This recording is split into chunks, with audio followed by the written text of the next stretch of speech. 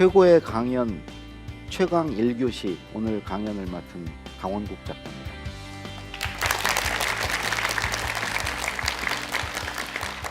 지난번에는 함성도 나왔던 것 같은데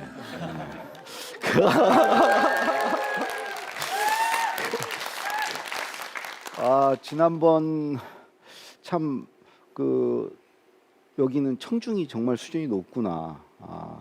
제가 청중 덕분에 지난번 강의는 잘 할 수 있었던 것 같아요. 딱 한 분이 조셨어요. 오늘 또 여러분들 믿고 한번 강의를 해보겠습니다. 오늘 드릴 말씀은 표현력을 키우는 리더입니다. 세 가지를 말씀드릴 텐데요. 저도 이제 직장 생활을 해보고 또 학교에서도 이제 공부를 할 때 보면 이 환경이 굉장히 중요한 것 같아요. 예를 들어서 공장에서 어떤 제품을 만들 때도 생산 설비가 중요하죠. 생산 설비가 좋으면 좋은 제품이 나오죠. 그러니까 개인의 역량이 아무리 뛰어나도 그 환경이 좋지 않으면 좋은 말과 좋은 글이 나오기 어렵다. 이거는 뭐 비단 직장만이 아니고요. 가정도 그렇고 학교도 그렇고 이 모든 데는 다 리더가 있거든요. 2명 이상 모이면 리더가 있죠. 모든 경우에 이제 해당이 됩니다. 그래서 글을 잘 쓰고 말을 잘하게 만드는 리더는 어떤 리더인가?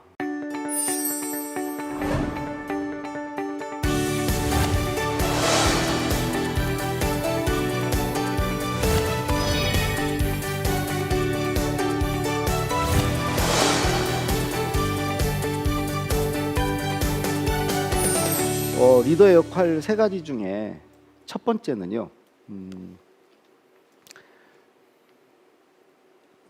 들어줘라입니다. 들어줘라. 잘 들어주자. 잘 들어줘라의 첫 번째는 의견을 잘 들어주라입니다. 의견. 그 사람의 어떤 생각, 의견, 건의, 주장, 제안, 그 사람의 어떤 기획 이런 걸 잘 들어주라는 거죠. 생각, 의견을 들어주라는 것은 그 사람을 인정해주고 받아주는 거예요. 왜냐하면 그 사람은 그 사람의 생각이니까. 이걸 잘 들어주지 않으면 생각하지 않는 사람이 돼요. 뭔가 얘기를 했을 때, 야, 그래? 그 대단해. 좋아. 이렇게 해줘야 말을 하죠. 써먹지 않을 생각을 왜 하겠어요? 들어줄 때, 말할 수 있을 때 사람은 생각하죠. 그러니까 들어줘야 돼요. 그러니까 들어주는 것도 저는 그냥 단순히 들어줘라, 경청하라가 아니고 들어준 것을 해보게 해주는 거예요. 시도하고 도전하게 해주는 거예요. 그러니까 그 좋은 생각이야. 그래, 한번 해봐. 그래, 하자. 여기 2번째 단계로 거기까지 가야 되는 거죠. 그리고 3번째 단계로 이 2번째에서 그쳐서도 안 돼요. 잘 됐을 때 공을 나눠주고 잘못됐을 때 책임을 져주는 거죠. 그래서 뭐가 잘못됐어. 야, 너 이거 어떡할 거야? 네가 책임져. 이러면 안 된다는 거죠. 책임도 못 질 거면서 그런 제안을 한 게 너무 창피합니다. 야, 이거 네가 하자고 한 거 아니야? 내가 하자고 한 거야? 죄송합니다. 그러니까 의견을 잘 들어준다는 것은 일단은 그 의견을 좋게 평가해주고 그거를 하게 만들어주고 결과에 대해서 책임을 져주는 거죠. 이게 굉장히 쉬울 것 같죠? 정말 어려워요. 왜 그러냐면 대개 이제 조직에서 의견을 내는 사람들은 윗사람보다 경험도 적고 잘 모르거든요. 분위기를 잘 모르거든요. 근데 그때가 가장 왕성하게 이제 사원 대리 시절에 뭔가 의견을 그야말로 참신한 의견을 많이 낼 수 있는 시기거든요. 그거를 이제 들어보면 시덥지가 않아요. 야, 그거 안 돼. 해봤어. 그런 거 옛날에도 뭐 얘기한 사람 있었는데 안 되는 거야. 됐어. 시키는 거나 잘해. 뭔가 이렇게 의견을 내면 야, 그거 아니야. 자, 받아 적어. 아니 이게 굉장히 효율을 높이고 한다고 사실이 그래요. 근데 그렇게 해서 이제 계속 안 들어주면은 점점 이제 받아 적는 사람이 돼요. 시키는 일만 하는 사람이 돼요. 그렇게 길들여져요. 해봤자 안 먹히니까, 소용이 없으니까 의견을 안 내게 돼요. 그래, 시키는 거나 잘하자. 해봤자 먹히지도 않고 결과 뭐 안 좋으면 내가 책임져야 되고, 우리 학교 다닐 때 그 뭔가 의견 내면 선생님 그러잖아요. 그래, 좋은 의견이야, 네가 해봐. 그러면 괜히 말했네. 응? 이제 그러니까 자기가 그 안 드러내려고 그래요. 자기를 안 드러내고 그냥 묻어가려고 그래요. 그냥 중간만 가자예요. 그걸 들어주려면요, 어떤 인내심이 있어야 되고요, 그 사람에 대한 믿음이 있어야 돼요. 참고 들어줘야 돼요. 안 되는 줄 알면서도 그래? 그리고 계속 들어주면 이 사람이 계속 성장해서 나중에는 좋은 의견을 낼 거라는 믿음이 있어야죠. 그래야 들어주죠. 근데 그걸 싹부터 잘라버리면 처음부터 잘하는 사람이 누가 있어요? 처음부터 어떻게 좋은 아이디어를 내요? 근데 되게 처음에 그게 이제 싹이 잘리는 거예요.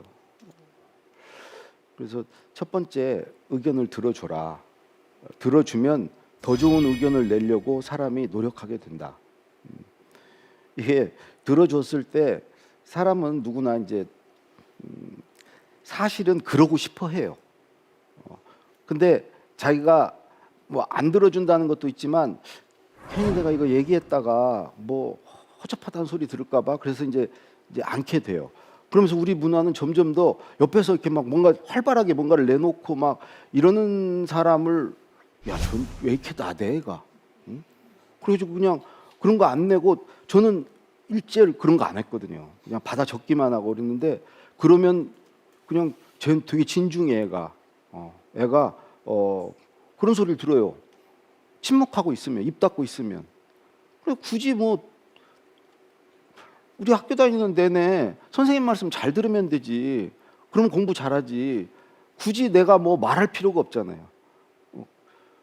그러니까 사실 학교도 잘 말하는 사람, 잘 의견을 잘 내고 뭔가 하는 사람을 높이 평가해주고 대접해줘야 되는데, 그냥 잘 듣는 사람, 그러니까 수동적인 사람, 자기 의견이 없어도 되는 사람. 학교 다닐 때 의견 필요해요? 선생님 말씀 잘 듣고 머릿속에 넣어놨다가 선생님이 낸 시험 문제, 선생님이 숨겨놓은 답을 머릿속에 선생님이 하신 말씀으로 맞추면 되잖아요.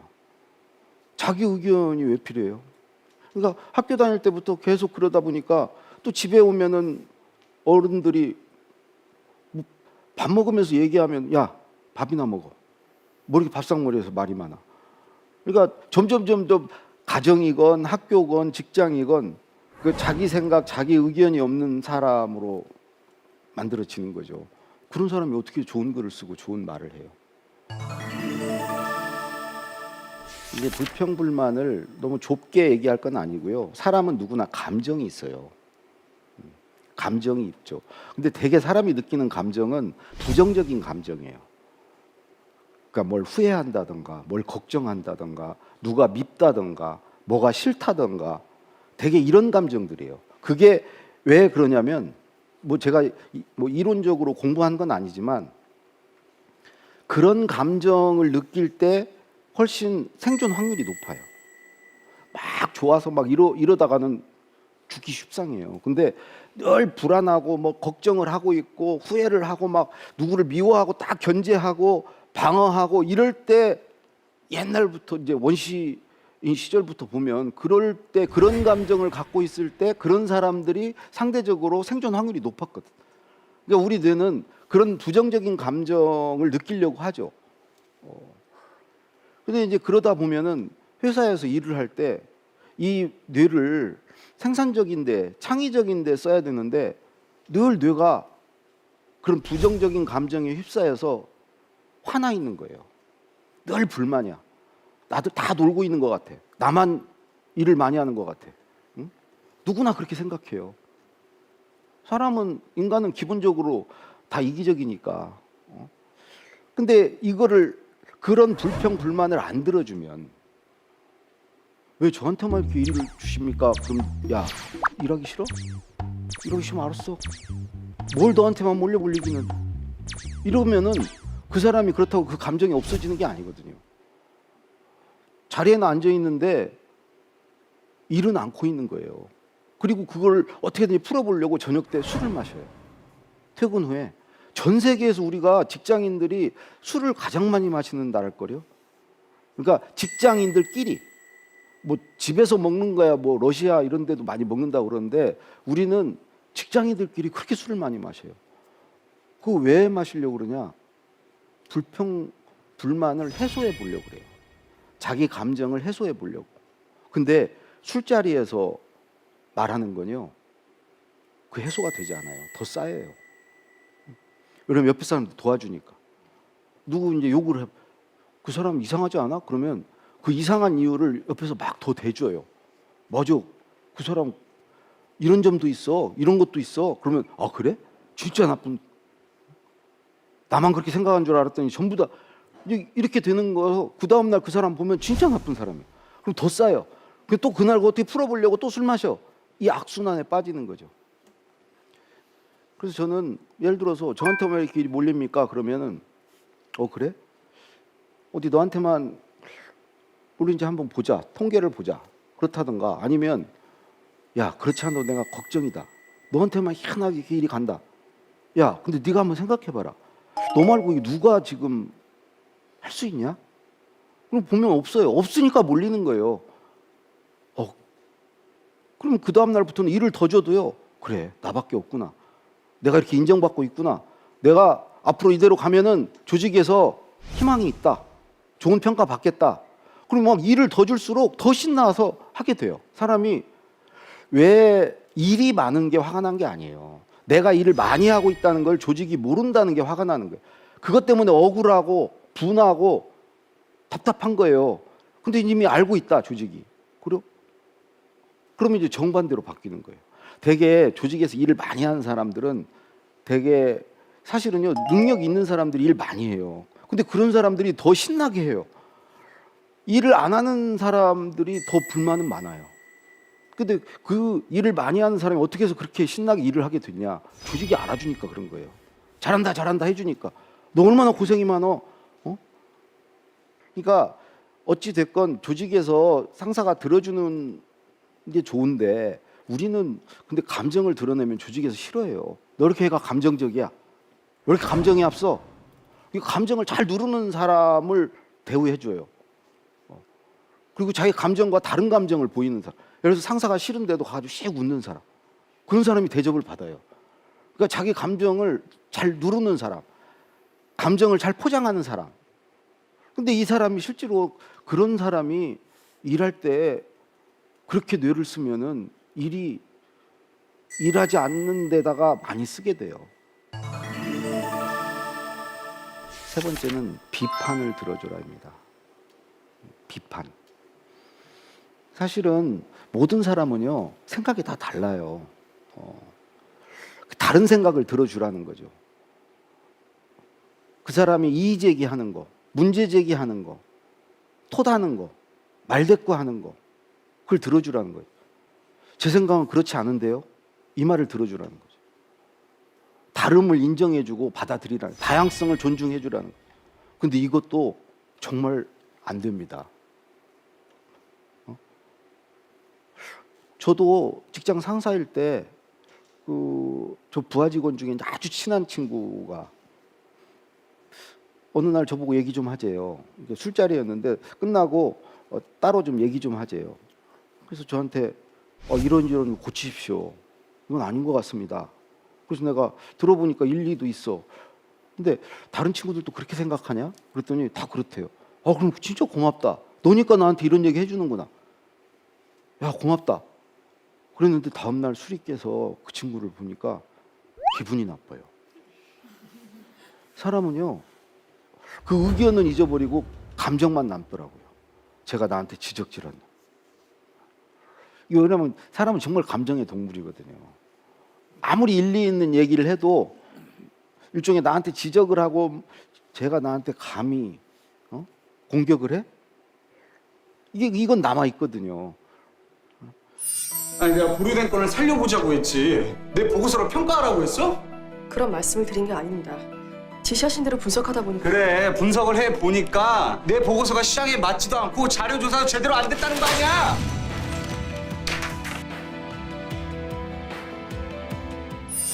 제가 어느 조직에 어느 분을 모실 때 자네는 야당 역할만 하게 내 주변에 여당은 정말 많네.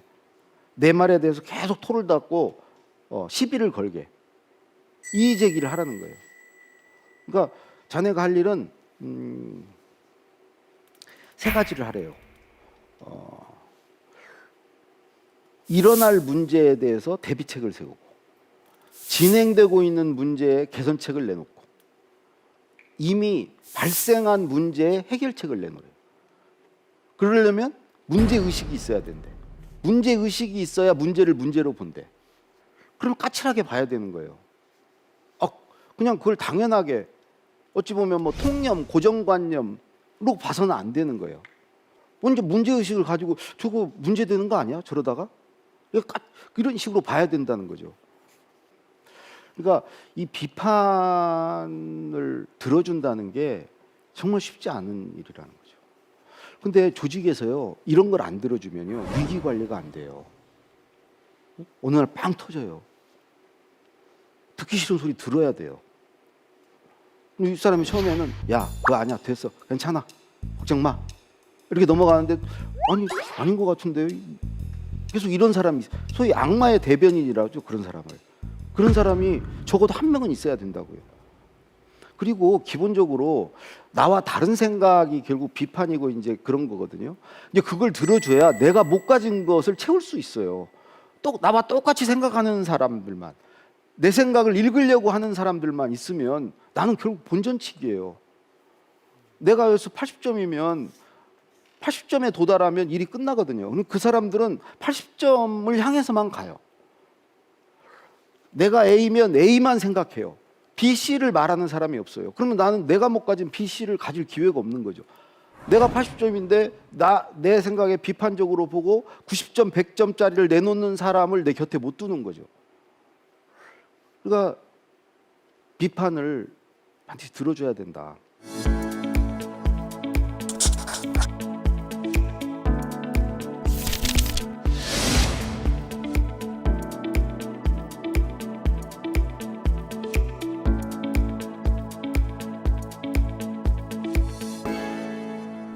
그 리더의 세 가지 역할 중에 두 번째는요, 잘 알려주자입니다. 잘 알려주자. 알려주자의 첫 번째는 질문에 대한 대답을 잘해주자. 지난 시간에도 언뜻 이제 질문 얘기를 했는데 왜 우리는 질문하는 걸 그렇게 두려워할까? 이런 반응 때문에 질문하는 걸 주저해요. 첫 번째 반응은 야, 너 그것도 모르냐? 그걸 질문이라고 하냐? 내가 모른다는 걸 들킬까 봐. 학교 다닐 때 보면은 공부 잘하는 애들이 질문해요. 정말 모르는 애들은 질문을 안 해요. 그런 애들이 진짜 질문이 필요한데 공부 잘하는 애들만 질문을 해요. 사실은 또 질문을 하려면 알아야 돼요. 모르면 질문 못 해요. 두 번째, 이런 반응 때문에 주저합니다. 어떤 질문을 했는데 내가 그런 것까지 너한테 다 얘기해 주리? 응? 너는 뭐 하는 놈인데? 네가 그건 좀 알아서 해. 응? 그걸 나한테 다 물어보면 어떡해? 이 귀찮아할까 봐. 또는 어떤 경우는 이 귀찮아하는 게 아니고 그분이 모르는 걸 물어볼 때 그분이 민망해할까 봐. 어떻게든 내가 해결해 보려고 그래요. 그러니까 안 물어보고 해결을 하려니까 그런 분위기에서는 눈치 빠른 사람이 득세하는 거죠. 생각해 보세요. 모르는 걸 뭐든지 물어볼 수 있다.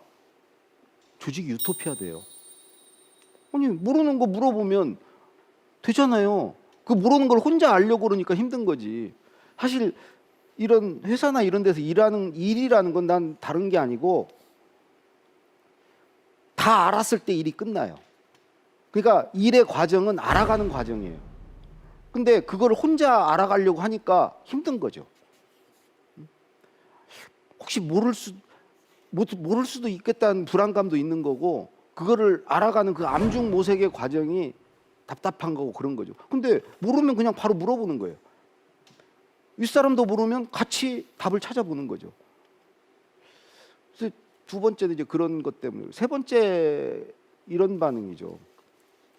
아까 이제 비판 얘기할 때 어떤 얘기가 됐지만, 사람은 어떤 때 질문하냐면요, 모를 때도 질문하지만 이상할 때도 질문하거든요. 자기 생각과 다를 때. 그거 맞나요? 그렇게 해도 되나요? 아니면 자기 양심에 위배된다던가, 아니면 뭐 생각이 다르다던가. 자기 생각은 달라. 근데 저 사람이 저렇게 얘기해. 그럴 때도 질문을 하거든요. 그러면 상사가 그러죠. 야, 누구 너만큼 생각 없는 줄 알아? 너 이렇게 내가 말하는데 토를 달아. 시키면 좀 시킨 대로 해. 이런 것에 부딪힐까 봐 질문을 두려워해요. 리더는요, 두려움 없이 이것저것 재지 않고 질문할 수 있는 분위기를 만들어줘야 돼요. 근데 이게 질문을 하게 만들어주는 것도 중요하지만 또 하나 중요한 건요, 답을 잘해주는 거예요. 맨날 질문했는데 생각 안 해봤다.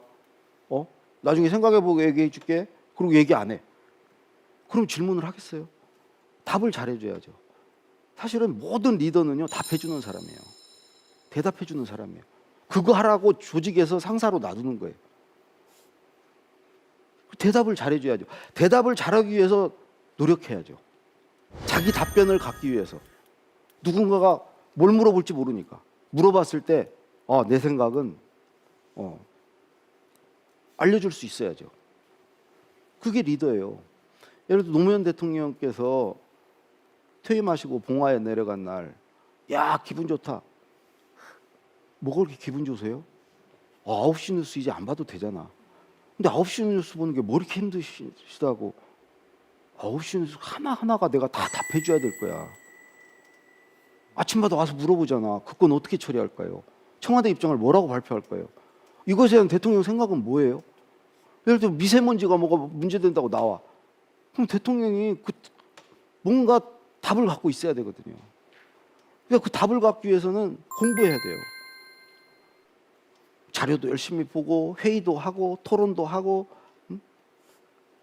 보고도 받고, 뭐 보고서도 읽고, 이게 다 공부예요. 밥 먹을 때도 공부해요. 그래야 자기 답변이 생기니까. 리더는 그래서 질문을 하게 만들어주고 그 질문에 대한 답을 주는 사람이다. 그 답을 통해서 알려줘야 된다. 지식과 정보, 경험 중요합니다. 근데 저게 보통 이 조직에 가보면 많이 갖고 있는 사람이 많이 갖고 있어요. 한마디로 공유가 안 돼요. 그것을 그 조직의 자산으로 만들어줘야 되거든요. 각자 갖고 있는 것들을. 그 각자 갖고 있는 것을 자기만을 위해서 쓰게 만들면 안 되거든요. 공유할 수 있도록 해줘야 돼요. 저는 방법은 두 가지라고 생각해요. IT를 해서 온라인으로 그거를 공유하는 시스템을 만들어 주거나, 아니면 이 토론 문화를 활성화시키거나. 그래서 어떤 컴퓨터를 통해서건 아니면 서로 만나서 토론을 통해서건 각자 갖고 있는 지식과 경험을 나눌 수 있게 해야 된다. 많이 갖고 있는 사람께 적게 갖고 있는 사람이 흘러가게 해야 된다. 그걸 통해서 알려줘야 된다. 이렇게 한번 생각해 보세요. 어느 학교에서 1학년 1반이 20명이라고 해봐요. 그 20명이 각자 자기가 알고 있는 게 있어요. 이거 시험에 나올 것 같아. 이거 선생님이 중요하다고 그랬어. 그거를 시험 보기 전날 20명이 다 얘기를 하는 거야. 친구들한테.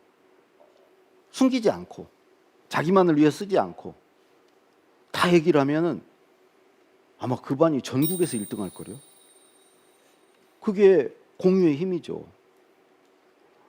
20명이 한 걸 아마 그 반, 근데 그거 안 하죠. 근데 그 반 1등도, 반의 1등도 같이 모여서 들으면 모르는 거 듣게 돼요. 그러니까 이게 이제 공유의 힘인데, 그 어떤 식으로건 각자의 머릿속에 들어있는 것을 나눌 수 있게 해줘야 된다.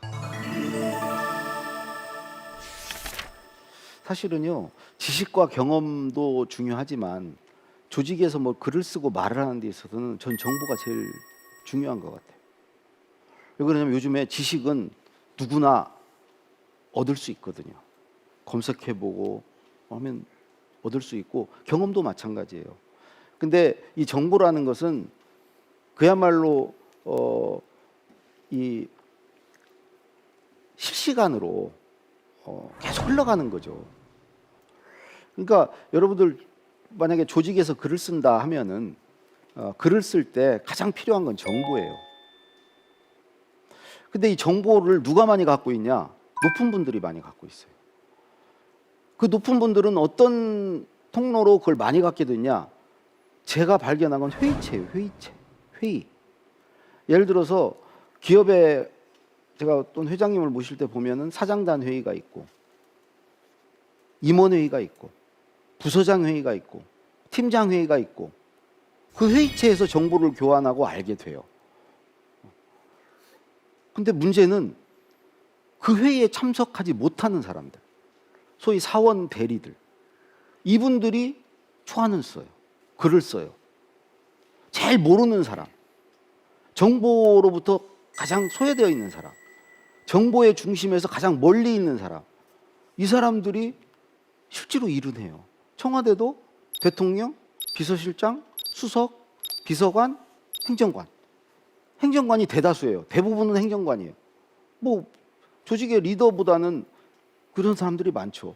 근데 이 사람들은 비서관 회의도 못 들어가, 수석 회의도 못 들어가. 근데 일은 그 사람들로부터 시작돼요.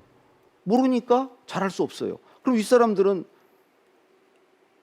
그 자리에서 많이 갖게 된 정보를 가지고 그 사람 글을 고쳐줘요. 그러면 자기가 아는 정보를 어디에만 써먹냐? 첫 번째, 지시하는 데 써먹어요.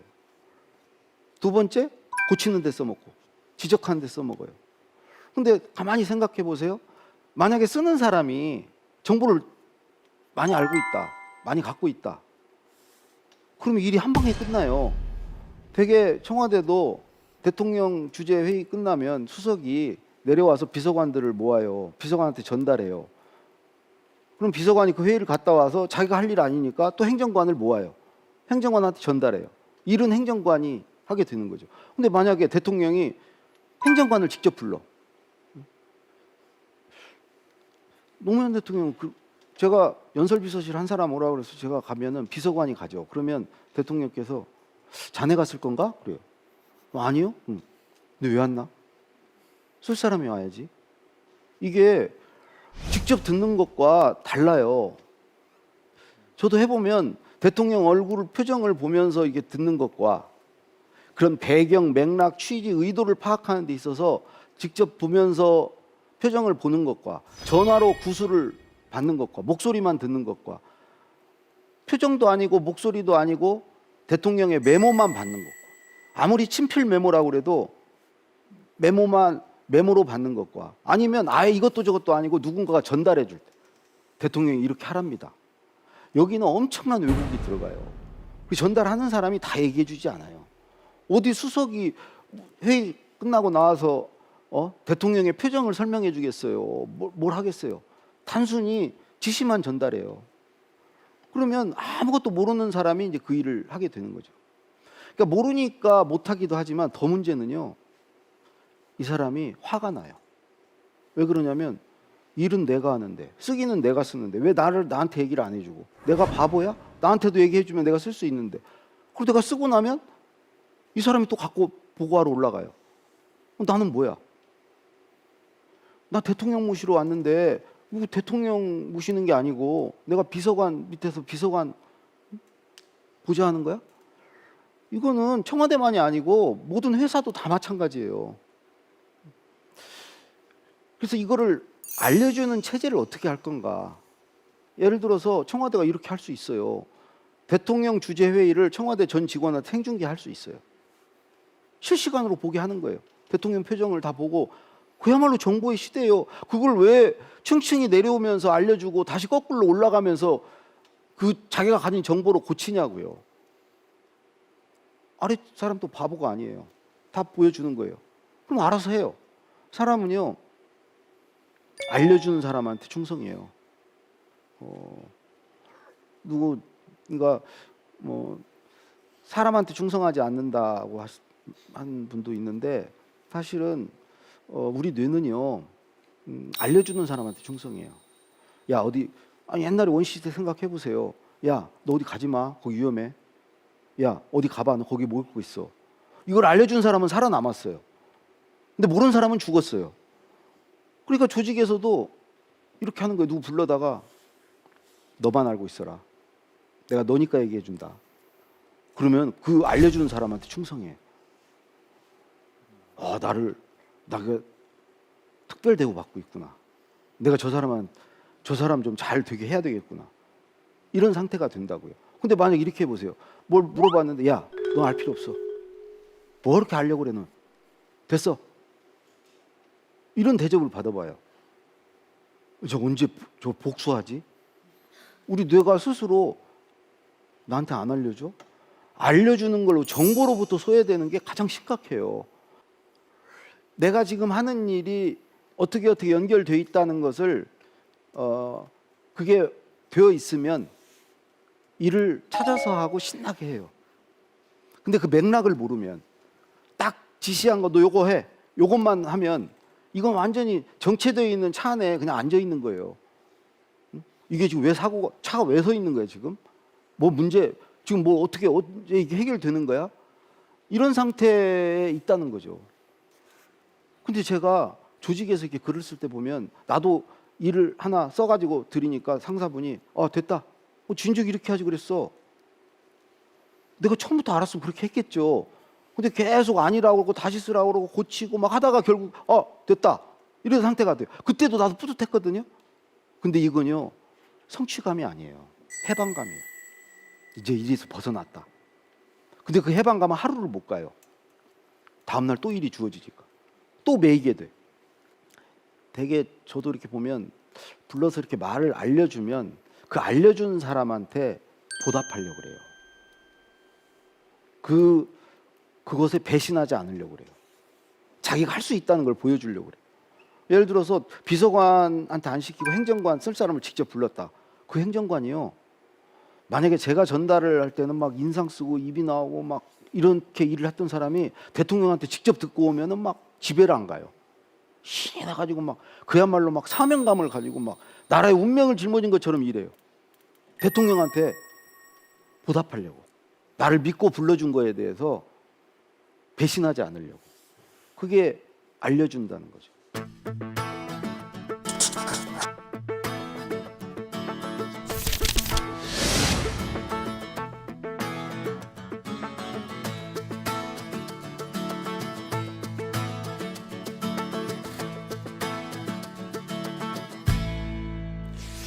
되게 모든 조직은요, 경쟁이라는 걸 가지고 돌아가요. 경쟁을 시키죠. 경쟁에 좋은 점이 많이 있죠. 경쟁을 시키면 어떻게든 뭐 경쟁에서 이기려고 하기 때문에. 근데 이제 그 경쟁의 문제점 중에 하나는 공유하지 않고 공감 능력을 잃어간다는 거예요. 그러면 공유를 하면 경쟁에서 불리해요. 내가 시험에 나올 걸 알고 있는데 그걸 친구한테 알려주면 친구도 맞게 되잖아요, 점수를. 그러면 내가 경쟁에서 불리해지는 거죠. 그러니까 공유를 않게 되죠. 나만을 위해서 쓰게 되죠. 그리고 또 하나 경쟁을 하게 되면 경쟁할 때는요 어울리지 않아요. 경주마처럼 앞만 보고 달려요. 그러는 과정에서 공감 능력을 잃어가요. 사람에 대한 이해, 사람을 어떤 동료나 이런 사람을 애를 위하는 마음이라든가 이런 것들을 잃어가요. 근데 조직은요, 공감 능력이 없을수록 인사고과는 잘 받아요. 예를 들어서 상사가 두 사람에게 내일 아침까지 뭘 하라고 일을 줬어요. 근데 어떤 한 사람은 옆에 사람이 야, 오늘 퇴근하고 잠깐 나랑 얘기 좀 할까? 근데 됐어. 나 내일 아침까지 일해야 돼. 내일 아침까지 뭐 할 일 있어. 그런 사람이 있는가 하면 다른 한 사람은 그래? 뭔 얘긴데? 그게 궁금해지는 사람이 있어요. 그리고 왠지 얘가 뭔가 어려운 사정이 있나 보다. 내가 좀 들어봐 줘야 되겠다. 이런 마음으로 자기도 할 일이 있지만 따라 나가는 사람이 있어요. 따라 나가는 사람은 다음날 혼나요. 인사고과 잘 못 받아요. 자기 일 하는 사람이 고과 잘 받는 거예요. 좋은 평가 받는 거예요. 근데 미국에서인가 어디 조사를 한 거 보니까 그렇게 따라 나가는 사람, 공감 능력이 있는 사람, 공감 능력이라는 게 뭐 측은지심, 역지사지 뭐 이런 능력이잖아요. 이런 있는 사람이 조직에 대한 기여도는 더 높대요. 고과는 낮게 받는데 기여도는 더 높다는 거예요. 그리고 이제는 공감력이 창의력이라는 거예요. 공감력이 있는 사람은 사람에 대한 이해가 훨씬 이해도가 높은 거예요. 만약에 공감력이 없으면 사람이 뭘로 힘들어하는지, 뭘 필요로 하는지 이걸 모르는 거야. 그럼 그 사람을 위한 제품, 서비스 못 만드는 거야. 만약에 공무원이면 그 사람을 위한 제도, 정책 못 만드는 거야. 사람에 대한 이해가 없으니까. 그리고 사람을 사랑하고 사람을 위하는 마음이 있는 사람이 그 사람을 위하는 마음으로 뭔가를 만들어낼 수 있는. 야, 저 사람 내가 어떻게든지 저 사람 어떻게 해 봐야 되겠다. 이게 이제 확장이 되면요, 조직에서 애사심이 되고요. 조직을 나의 연장선상으로 보는 거예요. 사회적으로 보면 이게 정의감 같은 게 돼요. 어려운 사람 보면은 못 넘겨. 내가 어떻게든지 해결해주고 싶어. 불합리한 걸 보면 분노가 일어. 야, 이건 해결해야 돼. 내 일 아닌데. 내가 굳이 안 나서도 되는데. 막 불이익을 감수하면서 나서는 사람이 되는 거예요. 이게 다 공감 능력이거든요. 지금까지는 그냥 공감 능력이 필요 없었던 게 앞만 보고 달리면 됐거든요. 왜 그러냐면 우리의 어떤 경제라는 이런 단계가 베끼고 쫓아가는 단계였기 때문에. 베끼고 쫓아가는 데서는 공감 능력이 필요 없어요. 앞만 보고 잘 달리면 돼요. 주변을 돌아볼 필요가 없어요. 근데 지금은 전부 앞만 보고 달리는 사람으로 가득 차면 이제 새로운 걸 못 만들어내는 거예요. 결정적으로요, 우리가 경쟁 일변도로 되면 사람이 행복하지가 않아요. 그럼 늘 비교당하는 거거든. 늘 남의 불행이 내 행복이거든. 왜냐하면 조직에서는 늘 상대평가예요. 늘 누군가는 혼나고 누군가는 칭찬받아요. 다 칭찬받을 수 없어요. 그럼 상대적으로 혼나는 사람이 있죠. 내가 혼나는 거 피하고 싶죠. 그럼 누군가 다른 사람이 혼났을 때 그 사람은 힘들지만 어쨌든 그 사람의 불행이 내 행복이 되는 거예요. 다행이다, 내가 아니어서. 제가 학교 다닐 때 보면 이런 친구 있죠. 노트 필기 막 예쁘게 하는 친구. 그 왜 예쁘게 할까? 되게 그런 친구들이 시험을 못 보거든요. 공유하려고 하는 거예요. 보여주려고. 자기가 혼자 볼 거면 그렇게 굳이 색칠을 하면서 시간을 쓸 필요가 없어요. 공유하려고 그러는 거예요. 또 이런 친구 있죠. 시험 성적 발표하는데 집에 가서 엄마를 막 찾아요. 엄마가 막 놀래가지고 뭔데? 엄마 놀래지 마. 왜 뭔데? 우리 반에서 전교 1등 나왔어. 엄마가 너는? 얘는요, 이 공감 수준이 반의 영광이 나의 영광인 거예요. 그게 너무 자랑스러운 거야. 그 1등한 친구의 기쁨이 나의 기쁨인 거야. 이제 그런 친구들이 사실 회사에 가서 하면은 헌신하고 뭔가를 하는데 되게 좋은 대학을 못 가거나 그래서 중간에 다 걸러져 버려요. 그렇게 공유하고 공감 능력이 있고 사람이 좋은 사람. 이런 사람들은 조직에서 보면 자식이 사람만 좋아. 사람만 좋으면 됐지. 근데 그거 싫어해요. 그 자식이 악착 같은 맛도 없고 뭘 주면은 그냥 물에 물 타는 들 술에 술 타는 들뭐 이렇게 얘는 또 오지랖이 넓은 거야. 그냥 이쪽 저쪽 다니면서 지야 앞가림이나 잘하지 이런 소리 들어요. 그런 친구가 이제 공유하고 공감 능력이 있는 친구예요. 뭘 참여하는 거 좋아하고 막 이래요.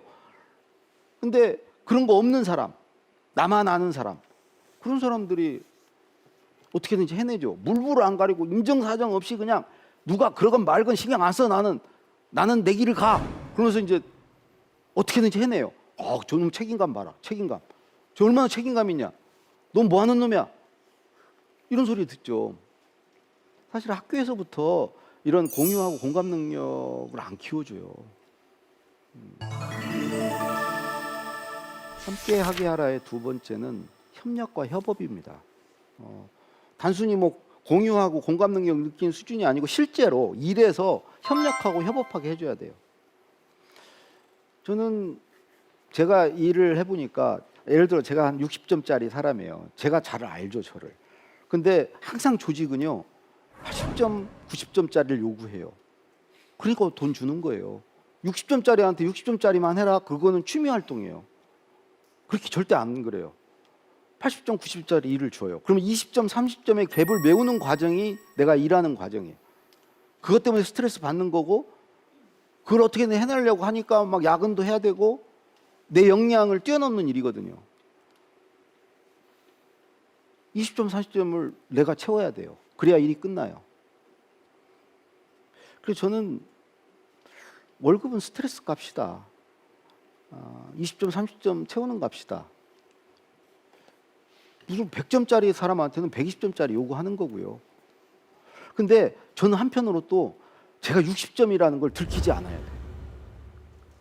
그러니까 80점, 90점 시키면 예, 할 수 있습니다. 그리고 그분 앞에 가서 내가 60점인 걸 들킬까 봐 늘 불안해. 그래서 안 들키려고 어떻게 하는지 80점, 90점짜리를 만들어내는 거예요. 그게 힘든 거야. 저 60점인데요? 그러면 그래? 그럼 대통령이시든지 회장님이시든지 80점이 필요하시면 80점짜리 쓰시든지 아니면 20점을 채워주시든지 나는 60점입니다. 이렇게 말 못하잖아요. 80점 내가 할 수 있다고 하는 순간 나는 80점처럼 보여야 돼요. 80점 인체해야 돼요. 근데 같이 일을 해보니까요. 이 20점, 30점을 누군가가 채워줘요. 내가 굳이 채울 필요가 없어요. 소리 없이 채워줘요. 또 나도 그 사람 걸 채워줘요. 그렇게 돼요. 같이 하면. 왜냐하면 사람들이 다 장단점이 있기 때문에 서로 다르기 때문에 잘할 수 있는 게 있고 못하는 게 있어요. 그걸 서로 빈틈을 채워줘요. 그래서 일이 끝나요. 그러니까 내가 80점 인체할 필요 없어요. 빨리 60점이라는 걸 드러내도 돼요. 내가 나답게 살아도 돼요. 그럼 누군가가 채워줘서 일이 끝나요. 그거를 위해 상사 한 분한테 이렇게 해서 이걸 80점까지 가는 과정이 아니고 같이 하면은 이게 채워진다는 거죠. 또 하나 협력하고 협업하면서 좋은 건요. 지금이야말로 창의성의 시대예요. 새로운 걸 만들어내야 되는 시대예요. 근데 여러분들 많이 들어보셨을 거예요. 4차 산업혁명 시대에는 새로운 걸 만들려면 융합, 통섭, 컨버전스 어쨌든 서로 다른 게 섞여야 돼요. 섞였을 때 새로운 게 나오는 거죠. 옛날에는 경쟁 잘하는 사람 한 사람에 의지했는데 그 사람이 새로운 걸 만드는 건 아니었어요. 이제 새로운 걸 만들려면 어쨌든 협업해야 돼요. 같이 해야 돼요. 예를 들어 제가 경제연설을 쓰는 행정관이었어요. 나중에 비서관이 됐어요. 그때 내가 느꼈어요. 야, 경제만 알아서는 경제연설을 잘 쓸 수 없구나. 외교안보도 알고 정무도 알고 교육도 알고 문화도 알았을 때 경제연설을 잘 쓸 수 있었는데 나는 그냥 경제연설만 쓰면서 외교안보 통일 쓰는 사람이 혼나면은 나는 안 혼나야지. 그러니까 이게 서로 섞이지 않은 상태에서 일을 했구나. 그 좋은 작품이 나오겠습니까? 새로운 게 나오겠어요? 안 나와요. 그러니까 정말 새로운 걸 만들기 위해서는 서로 다른 분야의 사람들이 모여서 같이 일해야 돼요. 함께 하면요. 스스로 학습하고 성장해요.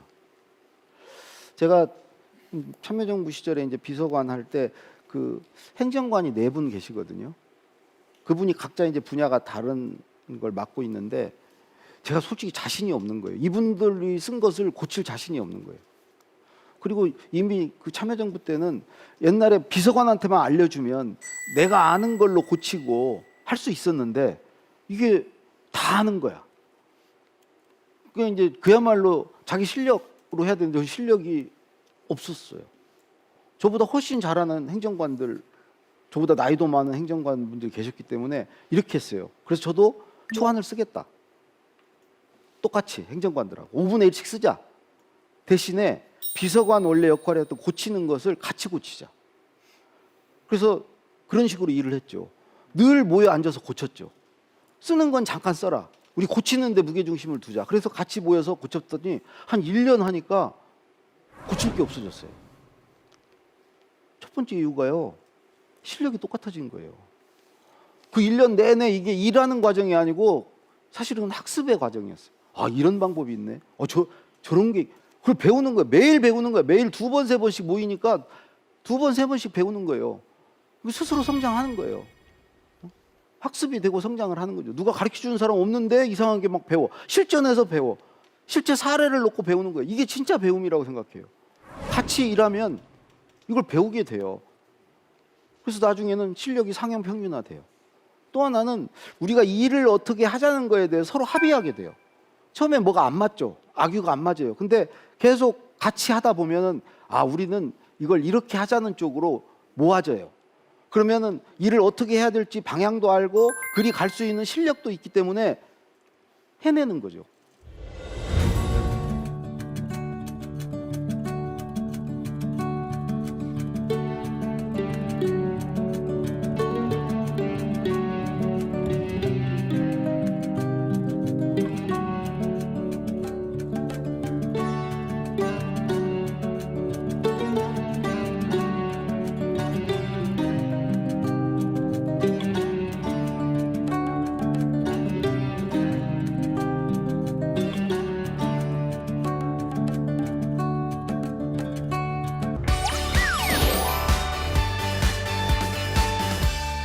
오늘 최강 퀴즈는 왜 우리는 질문하는 걸 두려워할까? 제가 이제 말씀드린 게 있는데 기억이 나실지 모르겠는데 3가지 반응 때문에 그렇다. 근데 저는 제가 답을 듣고 싶은 건 오히려 그거 아니고 나는 이런 것 때문에 두렵다는 걸 좀 들었으면 좋겠는데 어느 분께서 좀 예. 네, 반갑습니다. 다우미디어 센터 동아대학교 학부편집부 소속 노병재입니다. 예. 제가 생각하는 우리가 질문하는 걸 두려워하는 이유는 아무래도 저희 사회적 분위기가 조금 다소 보수적이고 완고한 분위기라서 소통에 어려움이 있기 때문이라고 생각합니다. 저희는 약간 학생이다 보니까 수업 시간에 되게 교수님한테 질문하거나 그런 상황이 많은데 질문이 오히려 안 나와서 교수님이 쓴웃음을 흘리시는 상황이 되게 많았습니다. 그럴 때 저희가 왜 이렇게 우리가 질문하는 걸 어려워할까를 제가 나름대로 생각해 보니까 나는 내가 창피받지 않을까? 내 질문이 약간 다른 사람한테 공감을 못 사지 않을까? 이런 생각들 때문에 저희가 되게 그런 걸 질문하는 걸 어려워하는 것 같더라고요. 이게 이유가 이런 분위기에서 어릴 때부터 학습을 환경이 조성이 안 됐다고 해서 그렇게 생각합니다. 따라서 작가님이 말씀해 주신 대로 잘 알려주고 잘 듣고 함께 하려고 한다면 조금 더 화합하고 이런 저희의 소통을 조금 더 성장할 수 있는 계기가 될 수 있지 않을까 생각합니다. 예, 진짜 좋은 말씀인데 우리 학교 다닐 때 보면 수업 끝날 때쯤 선생님이 한 번 질문 기회를 줘요. 근데 솔직히 그때 질문을 할 때 꺼리는 이유 중에 하나는 질문하면 친구들이 욕해요. 수업 다 끝났는데 쟤 때문에 지금 쉬는 시간 까먹는다고. 쟤 또 뭐 저래? 그러니까 그 눈치 보느라고 친구들 눈치 보느라고 질문을 안 쳐. 그래서 저는 이게 정말 큰 문제라고 생각해요. 우리가 그 창의력의 시대에서 앞서가기 위해서는 이제 질문 문화부터 살아나야 된다. 우리 사회에 질문이 살아나야 된다고 생각을 합니다. 예, 최강 퀴즈 들어봤고요. 그 다음으로는 이제 방청객분들 질문. 예. 네, 안녕하십니까. 저는 동아대학교에 다니고 있는 이동건이라고 합니다.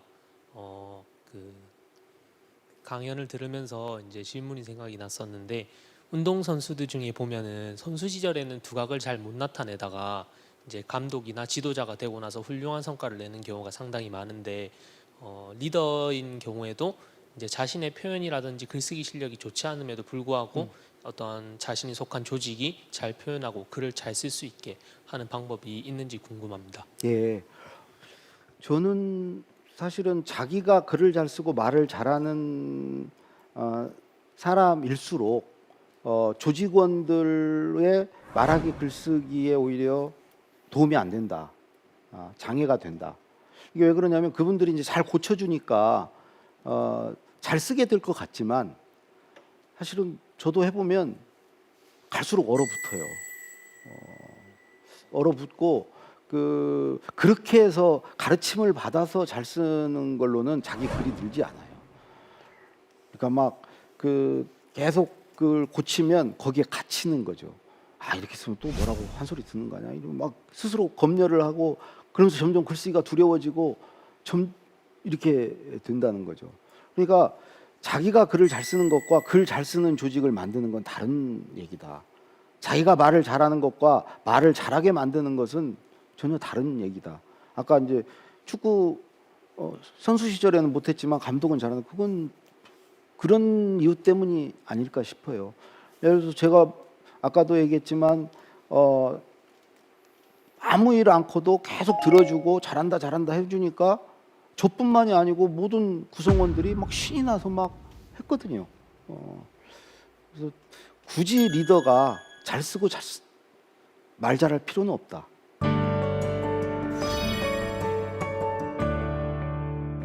쓰는 사람을 글의 주인으로 만들어 주세요. 뭐 이미 여러분들이 강의 내용을 통해서 이게 무슨 뜻인지는 아셨을 거예요. 사람은 누구나요, 이런 게 있어요. 표현 욕구, 인정 욕구, 어떤 자아실현 욕구, 그리고 뭐 어떤 존재감을 느끼고 싶어하고 자기 존재의 의미를 찾고 그런 존재거든요. 그래서 그것을 충족시켜 주려면 오늘 말씀드린 이 세 가지를 해주면 쓰는 사람이 스스로 주인이 돼서 신나게 잘 글을 쓰게 될 거다. 네, 이것을 마지막으로 대한민국 최고의 강연 최강 1교시 제 강의를 모두 마치겠습니다. 고맙습니다.